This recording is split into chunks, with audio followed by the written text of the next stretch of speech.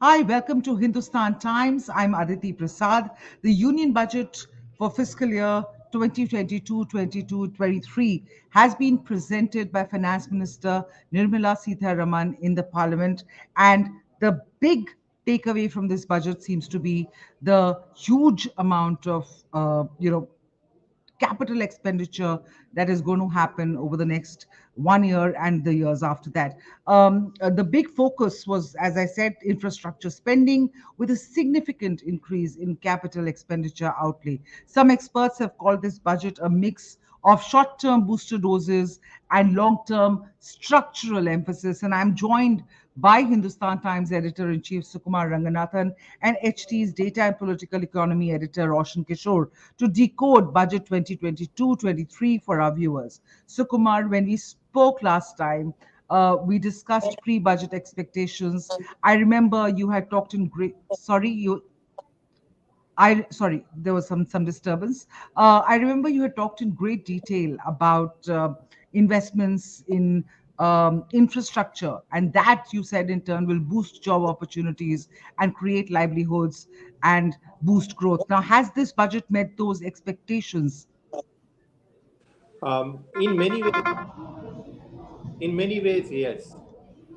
I think one of the things that people were afraid of, one of the things that many people feared, was that after a significant increase in capex last year, because last year's budget increased capex by around 29%, that the government would worry more about fiscal consolidation and perhaps not spend as much money this year. And that was a big concern. It was one of the issues that we discussed as well, that the private sector is not really investing at this point in time. It's very evident in the GDP numbers. Much of the growth has come on the back of public spending, on the back of government investment. And the most productive form of government investment is really capital expenditure, Right. because it creates infrastructure, it creates jobs, right? I mean, if you're going to build roads, if you're going to build ports, if you're going to set up power plants, uh, one, it results in significant demand for everything from cement and steel to a variety of other products. And two, it generates a lot of jobs. The construction sector is the second highest employer of the second largest employer of unskilled labor in this country after agriculture. So I think it helps significantly to have that kind of boost, and that is very evident in this budget. So they've not particularly worried about the fiscal deficit, which is good, because I think at this stage it's more of what I'd like to call a numerator problem. You have to worry about the Mm-hmm. growth. It's not a denominator problem, right? And where you're so obsessed with the deficit that you're curtailing your spend, especially your spends in productive areas. So from that perspective, um, I think this is the big takeout of this budget, right? I mean, there are lots of other things. Although it was among the shorter budget speeches in recent years, so many measures for so many sectors. But I think the one thing that really stands out is the huge outlay on capex. Right. You said you talked about the huge outlay in capex, and I remember when we spoke pre-budget, you talked about unemployment and you talked about inflation being two key worries ahead of the budget, and probably those are the key areas that Nirmala Sitharaman will look at. And but employment is an intangible, and you also said that we need to look at boosting demand. How far does this budget go in boosting that demand, which is very necessary to kickstart growth? Good question.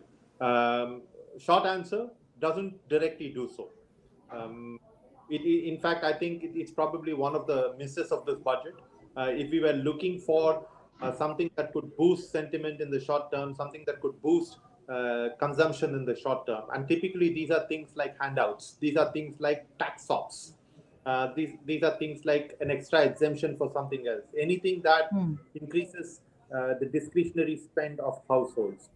And that has not happened. Instead, what has happened is it's betting on growth. It's focusing on the fact that, okay, we are going to create more jobs, and because we are going to create more jobs, those people are now going to have money to go out and spend on things. Because we are going to do enough things to grow the economy. Salaries are going to grow, so people will have more money to go out and spend. So it is indirect. It's not a direct boost to consumption spending.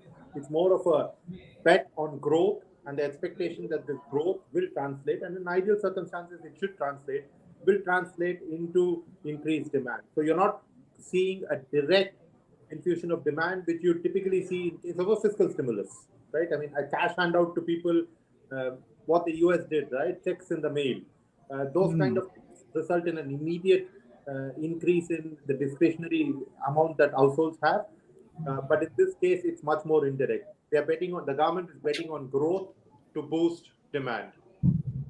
Betting on growth to boost demand, no direct handouts. Prime Minister Modi, Roshan, has called it a budget for the next 100 years. He's commented on the budget just a few minutes ago. Now, straight off the bat, what is your take on that comment? Do you believe this to be a budget for the next 100 years?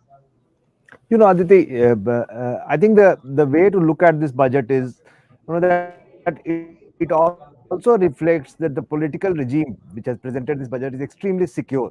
The fact that that Uttar Pradesh and other four states are going to polls in 10 days from now, and the government has basically not done anything with an eye on the polls, it shows that the government is extremely politically confident that the economic distress which we have been talking about, and unemployment, income inequality, K-shaped recovery, these phrases have been doing the rounds. Those things it is not really politically worried about, and that is where it thinks that the way to actually transform the economy is to go on this capex path. And like Sukma pointed out, we did not like hand out cash to poor people. I think there are limits to the amount of such transfers a relatively poor country like India can do. And the budget thinks that the way to boost incomes in India, mass incomes in India, GDP in India, is to do a long term program. This again is something which a regime will not do if it is politically insecure. So I think this budget also comes from a position of extreme political confidence of the BJP. Extreme political confidence, you say. And I remember the Vajpayee regime also presented a very long term budget like this one, massive expenditure on highways, telecom, infrastructure, but nothing substantive for the poor, something that goes directly into their accounts. And they lost the 2004 elections. You're saying that the Prime Minister Modi and the BJP, would you call it overconfidence, or will they be able to swing this? Well, we'll know on March 10th. We'll know on March 10th for sure. Yeah. Sukumar, Also, if I can intervene here, I know you sure. compare this to the Vajpayee era budget, and the reason why the NDA lost the 2004 election was primarily because of um, a failed monsoon.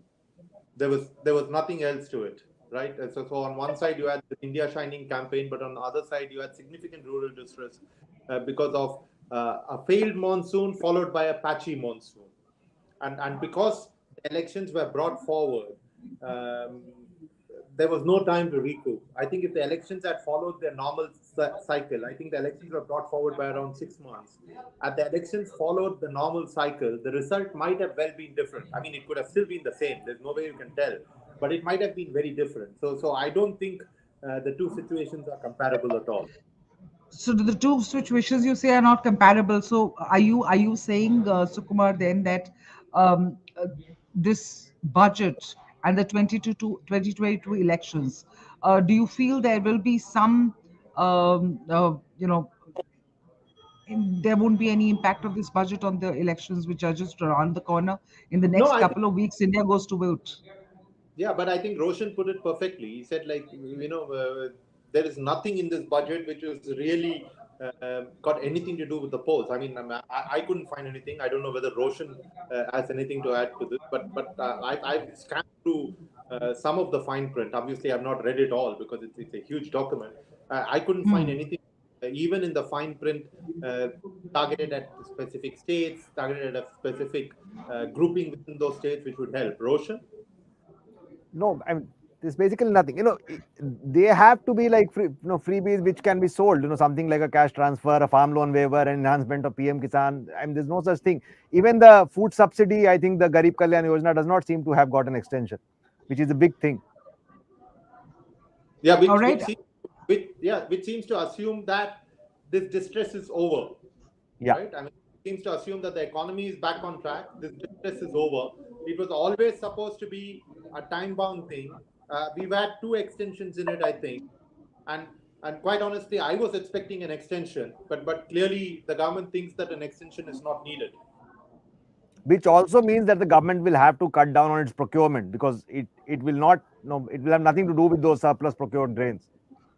That's true. That's true. Right. Well, that's at least some more money in their pockets to for this massive capital outlay that they have planned. But just as a corollary to that question, 2.3 lakh crores, I think it was, committed in this budget to pay MSP to farmers for their Rabi harvest and transfers directly into their bank accounts. Do you believe that this will mollify farmers, especially in the states going to, because those are the states again I, going to elections where the farmers' protest was a real important. I think the number you are referring to is the 21-22 procurement number, right, Roshan? I'll have to check, but yes, because the finance minister said this much has been procured, so she was referring Exactly. to what has already been done. Okay, That is the okay. 21-22 thing. And see, the MSP demand is really very, very different. One, there is a demand to expand the MSP, and two, there is a demand to codify the MSP. Hmm. So I think what the expectations are from farmers is entirely different, and quite honestly, and Roshan and I might actually be on different pages when it comes to this. I think expanding MSP or codifying MSP is actually a bad idea. We are on the same page here, boss. Okay. Great. So just moving forward a little, let's come to the opposition criticism that's coming in for the budget. There is Rahul Gandhi, the Congress leader, says that there's nothing in this budget for the middle class, for the poor. He's called it a zero-sum budget. Um, uh, your sense on what is in this budget for the middle class and for the poor? See, again, you can benefit the middle class and the poor by directly giving them cash in hand, as we've just been discussing, or making things inexpensive, bringing down the prices of some products, or you can bet on the economy growing and argue that the benefits of that economic growth will cascade down into them through the creation of more jobs, through better livelihoods, um, through more purchasing capacity and things like that. And I think any growth oriented budget counts on the latter. It doesn't count on handouts and welfare to benefit the middle class. Like we discussed, the only thing for the middle class that you could have really given were tax cuts or incentives, Right. or doing something with with exemptions, with home loans and things like that. The budget hasn't done anything of that sort. Instead, like we discussed, it's focused on the numerator. It's focused on growth, and it's hoping that that will translate into more money for everyone, which is not a bad argument to make. I mean, there are issues with this argument, but it is not a bad argument to make. As I said, at the start, I mentioned I was just reading the understanding the take of certain economists on this, uh, and one take really stood out for me, that it's a budget which is a mix of short-term booster doses and long-term structural emphasis. Would you agree with that, Roshan? And then I'll come to Sukumar with the same question.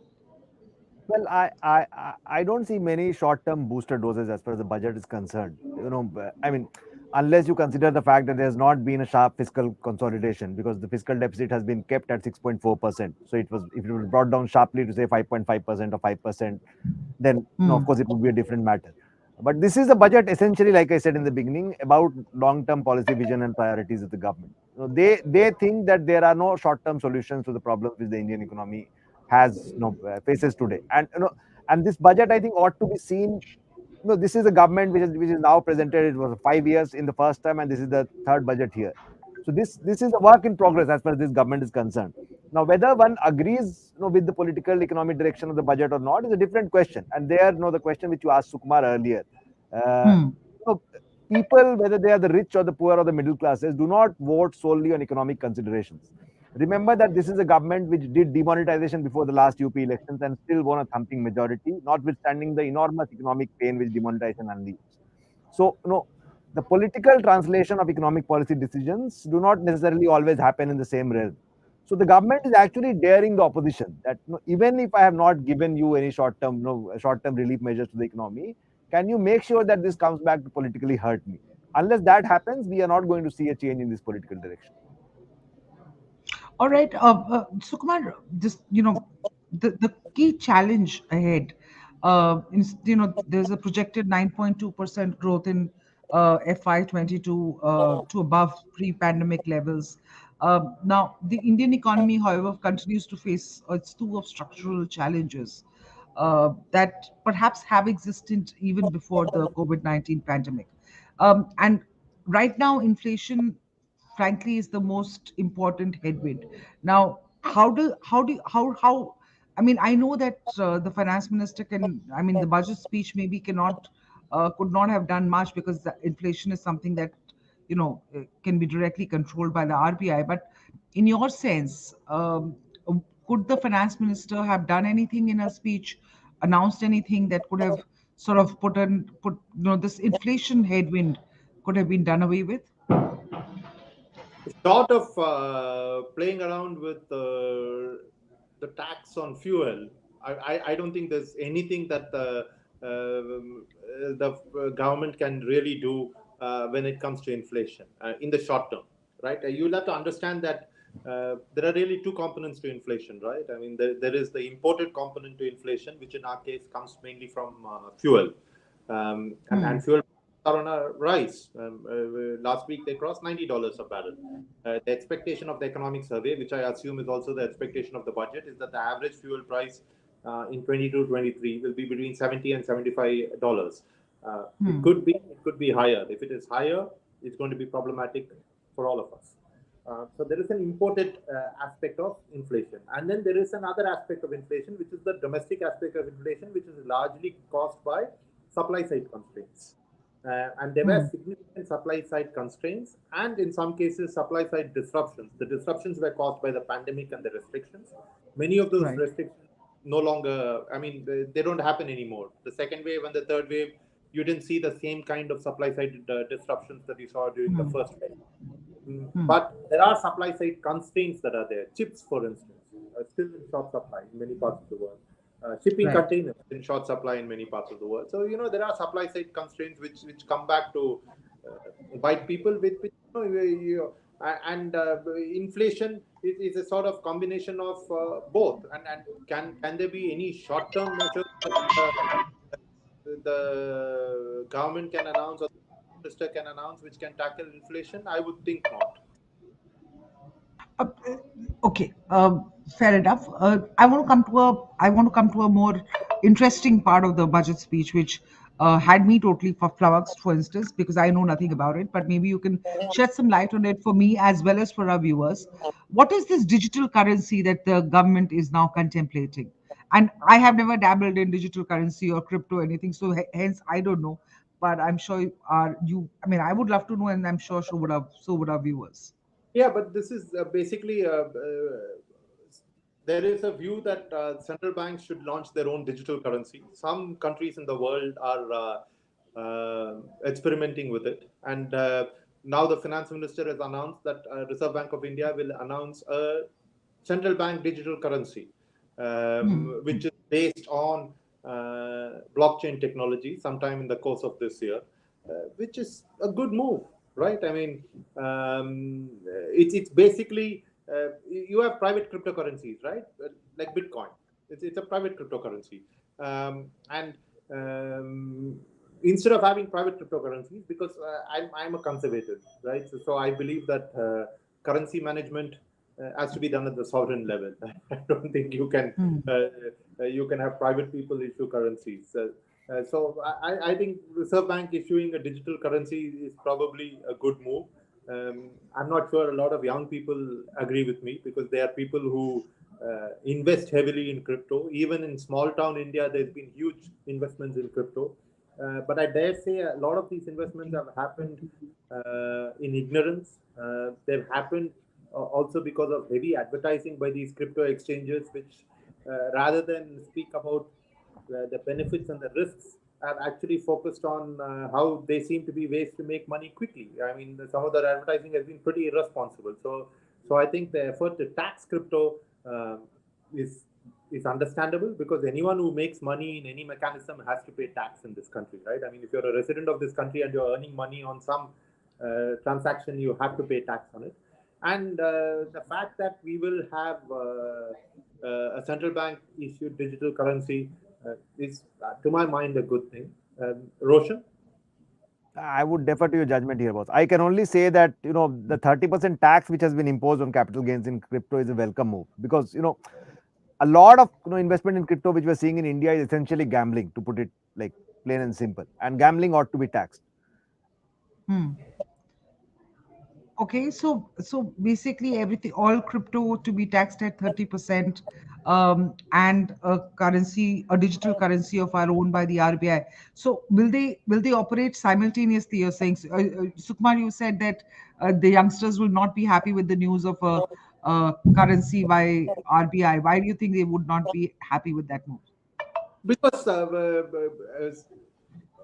a lot of people were hoping that there would be some ways to recognize private cryptocurrencies in this country.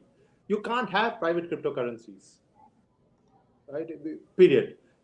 You could have private digital assets, but you can't have a currency is a sovereign thing by Right. its statement, by its very definition. Like I said, I'm a conservative when it comes to this. There are a lot of people who are far more adventurous when it comes to economic concepts. I'm not one of them. The only absurd comparison which can be made is having private passports. So it's as absurd as that. Right, but just help me understand. Maybe it's a stupid question, but if we, so cryptocurrency will exist simultaneously, right? So They will there will be be private currency, there will be private currency and a sovereign currency. no, the private currencies will not be recognized. Your cryptocurrencies will just be digital assets. Okay, so They're they not, will. Okay, and we don't even know whether they will be allowed to be treated as assets. We are still waiting for the crypto bill to be passed. Um, but the fundamental question is, what is the underlying value, right? all right. What that and that I It's a question that many people have difficulty in answering. Many people have difficulty in understanding what is the underlying value of cryptocurrency, because to my mind, it is something that facilitated a transaction which is now uh, embodying the value inherent in that transaction, and the two are very different. All right. But So entire I in don't. crypto. Yeah, I see that, and maybe I'll sort of take a lesson from you later on, when you don't have a newspaper to bring out, because before this broadcast, Roshan was telling me that I have a deadline to meet. So can we wrap this up quickly? So we will wrap this up quickly. I'm just going to take your last thoughts, starting with you, Roshan. How, in terms of structural growth, and a long-term growth emphasis, how what are your last takeaways, your last thoughts on this budget, the thoughts that you would want to leave our viewers with? you know the the thing which I find the most interesting in this budget, and this is again in keeping with last year's budget and the Atmanirbhar Bharat package, that for the first time we have actually seen, so there's been a lot of customs duty calibrations in the budget. Duty on electronics has been brought down, camera lenses has been brought down, on umbrella it has gone up, on capital goods it has gone up. So it does seem that the government, somebody within the finance ministry or the larger government has actually sat down with a large input output matrix, and they have actually made calculations that what we need to do or not do in order to give some sort of a boost to manufacturing in India. This budget also brings back the discussion of special economic zones, and we have been down this road. Yes. The UPA 2 tried to, UPA 1 and 2 tried to do Yes. SEZ. You know, manufacturing didn't get much of a boost. There were large, protests related to land acquisition in our country. So, and if you look at, the example of countries such as China, there's actually no other substitute to, having a manufacturing boost if you want to give a large boost to, incomes in your economy. This is something which, I would, like to think a lot more about, to look at the fine print of the budget, etc. And this is something I'd like to ask Sukumar also. What does he think about this? This government started with Make in India, and today, after 8, 9 years in power, we are again witnessing some sort of a push towards another Make in India kind of a program driven by PLIs largely and customs duty recalibrations. It's a Sukumar? it's an interesting topic for discussion, simply because I agree with Roshan. I really think that we expected services to really create far too many jobs in this country, sort of ignored manufacturing. And I like the way he put it. Someone sitting down with an input-output matrix, looking what we. Yeah. I hope that's the level of diligence that's going in some of the policy making. Um, it's not a bad thing to do, especially at a time like this. One of the things that COVID has made us realize is that global supply chains are prone to disruption, and when it comes to critical products, it probably makes sense to have a significant local manufacturing base, even if it's not competitive to make. Sometimes, the strategically important products, you just have to make them locally, and I think this focus on local manufacturing is good. Um, the fact that we are obviously looking at certain categories of products is again good, because it doesn't make sense to make everything. Mobile phones is a good point, right? I mean, it's a good example to take, simply because I think India now makes the second highest number of mobile phones in the world. Mobile. It's a significant manufacturing base that's sprung up around this country, and generates a lot of jobs. So the focus on manufacturing is not bad. SEZs, I'd like to see what the new policy is, because again, it worked brilliantly for China. Didn't work for us when UPA 1 tried it, and was pretty much abandoned by the end of UPA 2, right? I mean, SEZ still exists, but I don't think they really gave the kind of manufacturing boost that this country needed. So I'd like to see the SEZ policy they come up with. It clearly needs to be a policy that works for both manufacturers as well as workers. Right? Can't have a one-sided policy, because the Chinese SEZ model works brilliantly for manufacturers, doesn't work for the workers at all. So you need to have some kind of equitable policy for manufacturing.